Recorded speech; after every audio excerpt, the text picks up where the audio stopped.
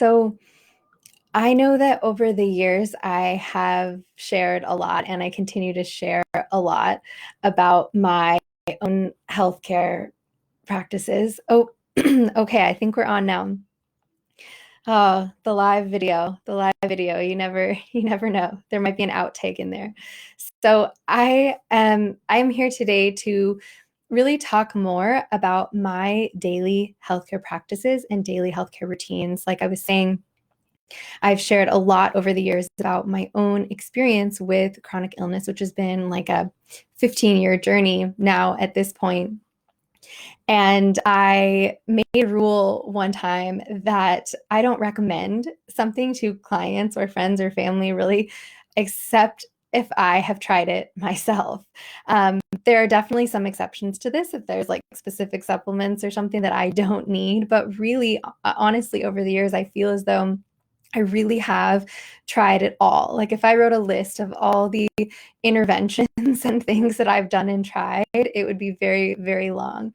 So, what I'm going to do today is just take you through a day for me right now and share some of my daily healthcare practices that have stuck with me over the years. And things change all the time. So this is honestly just a snapshot of what is true for me right now and what's going on for me right now. But I just wanted to take you through it so you can just feel into some tangible pieces that you can use or just hear what has helped me and what has worked for me and what I continue to hold with me. So for me, everything starts with a really intentional morning. And I have a few podcasts, a recent one about creating a morning routine and really the importance of that. But for me, the morning is really the time where you can almost just lock in your frequency, lock in how you want to feel, just decide in the morning how you want to feel and get really intentional about that before the rest of the day comes at you. And this for me was really hard because I was used to just like get up, ready, go, who needs me, what do I need to do, what are my emails, like who's waiting for me. I hold my to-do list in my head. I don't know if any of you feel this way too. So for me, the morning sometimes came with anxiety or feeling like I was behind already before I even started. So creating a really, really intentional morning routine is something that over the last few years has been absolutely transformational for me and something I carry with me. So there's so many different ways to start your morning and start your day. There is no one size fits all. What I am currently working with right now is usually I wake up about an hour, sometimes an hour and a half or so before my first client of the day, so that I can have time to prepare some food and have an intentional morning. So what I've been doing lately is doing a bit of journaling, actually writing in the morning. I've been using, my friend Carrie has this amazing journal called the Sacred Self Journal. It's just like been everything I need right now. So I have been writing in that, and it asks the question, what's on your heart? So it asks this question, and it's this opportunity to be able to just share how are you feeling, what's coming up, right? So maybe it is, ooh, I feel a little anxiety about all the stuff I have to do today, or I'm worried about that interaction I had yesterday. I don't know if that went well. Or maybe I just feel really calm and creative today. Like I feel really good and I'm really excited and energized. Or I feel really tired. So just getting really clear on how I feel when I wake up in the morning, which every day is very different. And the next question is, what do you need in this day, to be able to support your body? And I find this such a nice exercise in strengthening that muscle of really figuring out what we do truly need. This is the basis of all health. So for me, it comes up really clear. This is that moment where your inner wise woman just comes and you're able to tap into, what do I actually need today? So that might, sometimes for me, it's I need to be outside. I need fresh air, at least for a little bit. Sometimes it's I need to move and walk because I've been sitting down for days. Or maybe it's I need some really good food because I ate way too much sugar over the weekend and I just feel a little blah. So I usually am able to come up with that really quickly. And that helps me to decide how I want to feel and what I need throughout the rest of the day, which is super, super helpful for me. Then what I've been doing lately is doing a bit of meditation. I use Insight Timer. They have all these guided meditations. And right now, I just like to be guided. I don't want to sit and do it myself. So that's what's working for me right now. So I usually put on a 10-15 minute guided meditation, depending on what I'm needing that day, kind of searching what I want and listening to that. And that just helps guide me even further to kind of drop into meditation, to come into stillness and get into that feeling place of, again, how I want to feel the rest of the day. Lately, also, what I've been doing is using a little bit of peppermint essential oil. So I just put a few drops on my hands, rub it together, and take some really, really deep breaths in. And it's kind of just activating my senses. It's really energizing. And I've been finding that amazing first thing in the morning. So that is kind of what my morning's been like lately, too. One other thing I've been doing is walking outside barefoot a little bit. Like, even if it's raining here in Seattle, which it frequently is, getting outside and just walking around in my front yard barefoot and just kind of like smelling the smells of the flowers and the trees and just feeling the breeze and being in nature a little bit. And I especially do this if I wake up feeling a little bit anxious for whatever reason. That grounding exercise in the morning is super helpful. And again, I do it for like 2 minutes. I don't do it for very long, but just these little practices really, really help me to shift into a place that I want to be in the morning. So that's what the morning looks like. In terms of other little practices, what I do is a lot of my health practices that I have carried with me and will carry with me have to do with digestive health. So one of the things that I do first thing in the day is drink a little bit of apple cider vinegar in water. So I do about a tablespoon, diluted in like half a glass of water, and drink that down in the morning. And for me, I'm someone that has needed to support my digestion and specifically low stomach acid for years. That's been a big part of my health picture. And I've used many different tools and things over the years, but right now, what works for me really well is apple cider vinegar. It works really well to stimulate the cells in the stomach to produce stomach acid and then to kind of cascade down and help produce other enzymes and things you need to digest. So for me, I do it before every meal right now. It's not always the case, but that's what I'm working with now. So I make sure to do that. Sometimes I'll add in a little bit of aloe vera juice if I have it, which is really nice and soothing on the gut for the internal environment in there. So it's like a little morning elixir kind of cocktail. And then I usually make my matcha latte. I just did a week last week where I was avoiding all caffeine and doing a liver cleanse, and I didn't have my matcha, and it was really hard, really, really hard, but I did it, and I love my matcha. I don't do well with coffee, and I love coffee. I love the taste of coffee. I worked as a barista for a while when I was at nursing school, like, love coffee, but it took me years to realize that it does not love me, and it really jacks up my nervous system.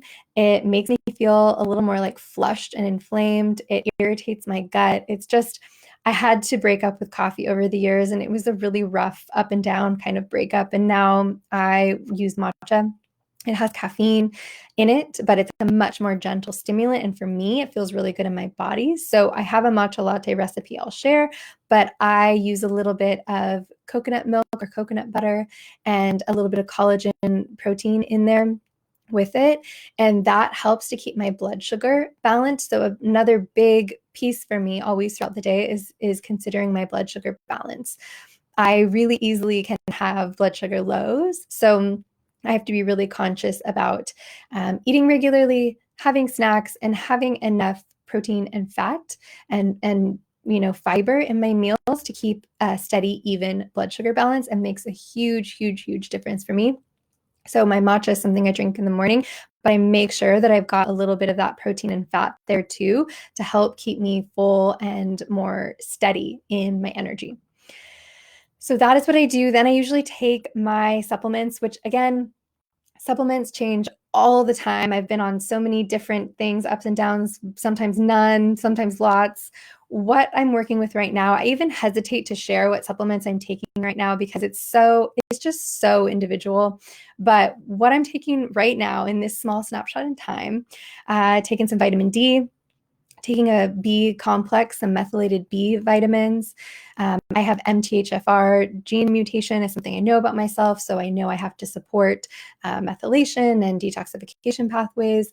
I take N-acetylcysteine to support the liver. I take something called Aller-C that was recommended to me by my naturopath, Dr. Fox, and that has vitamin C, quercetin, bromelain, things to help support an inflammatory response, which is part of what has been going on for me over the years.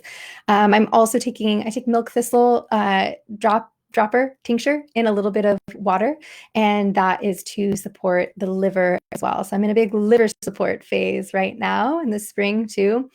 So those are what I'm working with right now. I think that's all. But like I said, that oftentimes shifts and changes, and it should shift and change. And I always recommend, if you're taking supplements, to have some kind of supplement tracker, like, why am I taking this? When did I start taking this? What is it doing for me? So you can have that in your head and know that, so you don't just end up with like 50 supplements you've started to take and that you've ordered, but they're really intentional and you know why you're taking them, and they're helping you get from a deficiency to a sufficiency place, or help support your body over time. So that is usually what I do kind of mid-morning, and then I get ready for my clients. And depending on the day, clients or meetings or whatever, interviews, whatever it is. And part of my health, or supporting my health over the years, has been supporting my schedule, supporting my work, supporting my energy. And a really big piece of self-care for me is making sure that my schedule feels manageable, that I'm not just burning myself out. So with clients, I schedule so I have buffer time in between people. And I do this on purpose because I know that I need time before my client sessions. I always take a bit of time to maybe drop into meditation, to breathe, to review notes, to feel into what is needed that day. And I take it really seriously so I can show up and hold space for this person. And it takes work and effort and energy to be able to do that. And so for me, I have to have this time and space to get myself grounded and get myself ready, so that I'm not showing up this flustered, exhausted, tired person, because that doesn't serve anyone. So a big part of my health routines has been really consciously scheduling my sessions so that I have a bit of time. And obviously, like, life happens, it doesn't always work, but it's really intentional that I create that for myself as much as I can. So then, in between clients and kind of moving throughout my day, I'm also really conscious of my transitions and where I'm letting out my energy. For me, the number one thing that will cause any kind of inflammatory flares or anything now is essentially stretching myself too thin. Stress and stretching myself too thin. So a really big part, like, yeah, there's supplements, yeah, there's food, yeah, there's all this, but is really how I structure my life and my day, and how I protect my energy, so that I'm not just bleeding, hemorrhaging energy all the time. So for me, that means sometimes I have to have times in between meetings, in between clients, where I do nothing. I do not check on my phone. Sometimes I do resting postures. I have a great podcast with my friend Josh, who is a physical therapist. Basically, it's just laying on the floor, but it's getting yourself out of the posture of sitting. That kind of puts you in a more sympathetic state into another body posture, where your body and your nervous system knows it's okay to relax. And so I consider these little moments of filling up my cup, protecting my energy. And I'm also really serious about these through the day. It took me a long time to realize that this radical self-care was ultimately what was going to support me and allow me to have really busy schedule and work with clients, but still protect my health. I have to radically care for myself. And it looks like this work and scheduling these things and doing these things in the day. And I'm human, right? Like, so sometimes I don't do them and I feel it, but the intention and what I do lately is have these transitions so that I can protect my energy and that I can give my body a break. Sometimes I will do, like I said, the resting posture. Sometimes I'll just go for a walk around the block, and just kind of like feel the breeze, let go of some energy, move a little bit so I don't feel like the Tin Man stuck in my chair, which I have lately, my hip flexors. Oh my gosh. But those transitions are really important to me. And then if I'm eating again throughout the day, having a snack to balance my blood sugar or having lunch, one of the most important things again is with digestive health. And I take apple cider vinegar again before meals when I remember. Sometimes I forget, and I also am really conscious to take 5 deep belly breaths before I eat, because sometimes I'll be like furiously responding to an email, or like, have been on a phone call, or like maybe a really like highly charged emotional client call, and then I'll go to eat something and I'll feel almost like heartburn, or like my stomach wasn't ready to digest, or I'll feel more bloated. And so I know that's because my body wasn't ready to take food. It's still in fight or flight mode. So I take 5 really deep belly breaths, look at my food in front of me, take a second to pause, give some gratitude for the food in front of me, and then I eat. And I cannot tell you how much of a difference that makes. And I know for my clients too, how much of a difference that makes. Like I said, there's always tools, there's always supplements, there's always so many other things, but sometimes these really basic pieces, these lifestyle pieces, we cannot get around. And that is one of them for me personally. So that's a really big one. I do this before dinner as well too. So I do it before all of my meals, and it's really, really important to me. I also lately, I take herbs mixed in it, like a little tea from my Chinese medicine practitioner. That's something that's part of my health routine right now. And for me, like I said, I've worked with, naturopaths, functional medicine doctors, many different types of practitioners. And um, I have, what's been really, really impactful for me is acupuncture and traditional Chinese medicine. Is a practitioner I've been working with for about 5 years or so. And I've really learned so much about the way that Chinese medicine views health and chronic illness. And it has been a really, really amazing support for me to have acupuncture as a tool, and specifically to take these herbs, which I won't go too in depth in right now, from my Chinese medicine practitioner, which change from time to time. And basically, they just work to nourish different parts of your body, support immune function, based on the individual. And that's the really cool part, is there's been times in my life where I felt like, maybe my lab test came up with nothing remarkable, but I still didn't feel good, or there was really no answer or explanation to how I was feeling, dealing with chronic autoimmune issues or autoinflammatory issues like adult onset Still's disease is what it was originally diagnosed as, and then later on having a diagnosis of Lyme disease as well, and Epstein-Barr, all these different things, right? Sometimes it didn't fit into a nice category. A really cool part of working with Chinese medicine practitioner was that it's really all about where your body is in that moment, and treating where your body is at the moment, feeling the pulses, looking at the body, understanding what the energy is like in the body. So that has been really helpful for me. And that's part of what I still do. There's different herbs I've taken from my naturopath over time to deal with chronic Lyme as well, which is very, very complicated. And so those kind of go up and down too, like with all other supplements. But that's what I'm working with now. And like I said, also with dinner, really, really working to support that digestive process from top to bottom, which starts in the brain. And also with dinner, I always try to get in some fermented foods. I've always got like some jar of something I'm working with, and just throw like a tablespoon or two fermented carrots or sauerkraut or whatever onto that, so I can just make sure I'm getting a little bit of good probiotics in with my food. And I love getting them through food. Right now, I've taken many different probiotic supplements, which have helped at different times in life. And right now, I'm focusing a lot on food, and it's really supporting me. And definitely some good fiber from different kinds of veggies, a variety of veggies, which is what I tried this last couple days. I have not really been super veggie forward, but I try, at dinner to make sure I get a diversity, because that is ultimately what feeds everything in our gut and creates this diversity, the diverse ecosystem in our gut, which has huge implications in supporting immune health and overall health. So that's a big one for me too. And then before, when I'm finishing work or going into dinner, I mean, I work from home. So I went from working in the hospital as a nurse where you literally don't sit down for like many hours, or pee or anything for that matter. That's why I eat so fast, I think.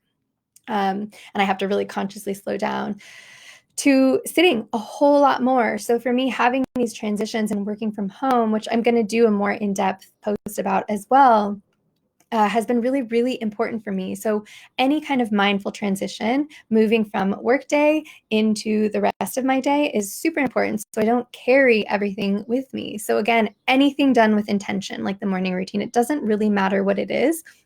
Sometimes for me, lately, it's a walk around the block. That's what it is. Sometimes it's some stretching. Sometimes I take a shower and I just imagine everything coming off of me.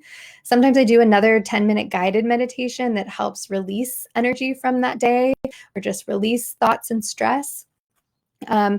Whatever it is, anything done with intention is really helpful to just leave the rest of that day behind and move forward so that you can still enjoy that and not feel like you're carrying everything or your energy is just being like leached into the day before you. I haven't been doing a lot of exercise lately. Like I just haven't. It's been weird. I usually go down the street to my yoga class, and I think I've done like one online yoga class. So for me, it's just been little walks. Definitely something I want to up. So I'm just going to coach myself right now through that and say that's something that I want to think about. Another really, really important thing for me health-wise and what I consider radical self-care again is understanding limits on my social media.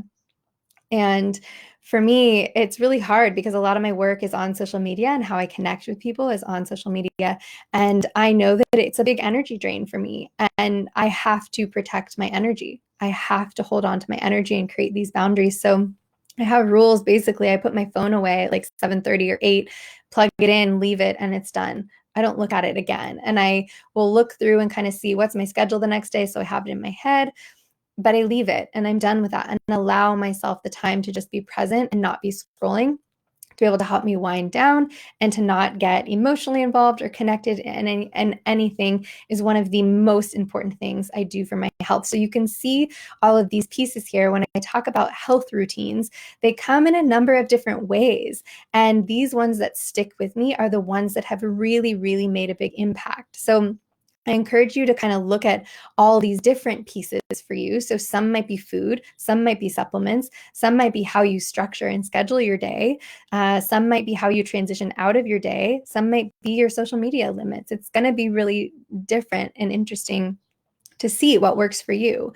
Some of the things I do in the evening to kind of wind down, I love lately, I'm on a big liver supporting kick right now, so that's what you're getting. I love using castor oil packs. I don't know if you've ever used them, but it's a total old-timey remedy, and you're not going to have your doctor like telling you to do a castor oil pack. Definitely not. But castor oil packs have been used for a long, long, long time and are used in more holistic health, holistic nutrition circles too. So the idea is that castor oil, like the sticky castor oil that you're thinking of, when used topically on the skin, is thought to aid in elimination and help the cells in the liver in the process of detoxification. And it's also thought to help stimulate the flow of lymph in there as well. So what you do is you take the sticky castor oil and you rub a little bit on your liver. I'm like showing you right now, it's under your right rib cage, sort of. Feel around for that, or just Google and look at the anatomy of the liver. So you put kind of like a layer coating of castor oil there. And the way I do it, there's lots of different ways to do it. This is just how I do it. I put a little washcloth over that to kind of go over the sticky part. And then I put a little hot water bottle over that. And I lay down. And while I'm watching TV or listening to music or something, I just let that sink in. And you keep that there for about 30 minutes. And that's that. And I do that right now. I'm doing it like 2 times a week.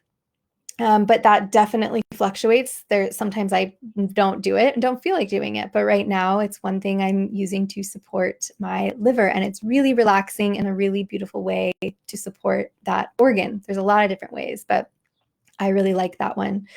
I also take magnesium before bed sometimes. And it's really, really nice it's basically like a chill out mineral. It's a mineral a lot of us are deficient in. We don't always get it from our food supply. And it really just helps to relax the body, relax the muscles. I started taking it during nursing school when I had really bad teeth grinding. I chipped one of my back molars from grinding my teeth. It was really, really bad. And it really helped to relax my jaw and relax that muscle. So some people take it if they're constipated to help relax bowels, to move things along. I just sometimes take it in the evening as a nice, relaxing muscle relaxing drink. And I use it as a drink. I use something called Nature Calm powder, stir it in.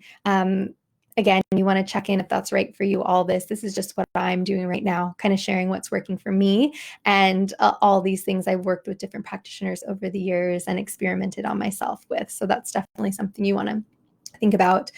And also in the evening, I read fiction.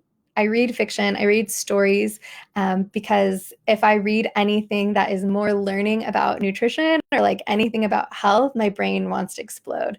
And for me, it's all about winding down and doing what feels good. So I will ask myself the question, what would feel good right now? Not what am I supposed to do? What would be productive? What do I need to get done? I ask myself in the evening and all the time, what would feel good right now? And I go with that because that has not led me astray. And sometimes I'll use essential oils. Like I love lavender. Not everybody likes lavender, but I love lavender, or eucalyptus, sometimes diffused. Just anything that's really nice and that makes you feel good and that makes your room feel like a spa. I will use that. One thing about me is that I've always been a really good sleeper. I've always been a really good sleeper. And I do think it is because for many years I had a lot of just underlying inflammation. My body was working really hard. So I was just exhausted. And sleep was a time for me to just rest and restore. And so for me, I usually am a pretty good sleeper. I know I work with a lot of clients who feel as though sleep is very elusive. There's many different kind of tricks and things to use and to think about and to understand the roots of that. But for me, one of the things I'm good at is sleeping. And so I just, use a couple nice things to wind down and to really put limits on my social media, limits to the blue light, the amount of light I'm getting in my eyes from this, and do something nice like read some fiction or listen to music or anything that's going to bring me into this parasympathetic state. And that takes me into the evening. So that is a snapshot of my day and the routines that I'm currently using right now. And the thing is, these change all the time for me. And I want to highlight that because if we are really paying attention to our bodies and we've cultivated this muscle of tuning in and listening and understanding what we're feeling and then what we're needing, our routines are going to change and things are going to shift. And so if you are feeling like things have to be kind of static and certain and stay with these habits, some you'll want to stick with and you'll want to keep and cultivate. And some it's okay if they change and you have this flexibility. So those are the things that are really, really working and helping me right now. And I hope that helps just to see a bit of a snapshot of that, of what that looks like. And I would love for you to share what your routines are and what's working for you. And if you have any questions about this, so if we're not Instagram friends, you should come over to livewell_Christina. And I'm going to post about this. And I want you to come over to the comments and just share with me what you think, if you have any questions, and what some of your routines are. I would absolutely love to hear. Thanks.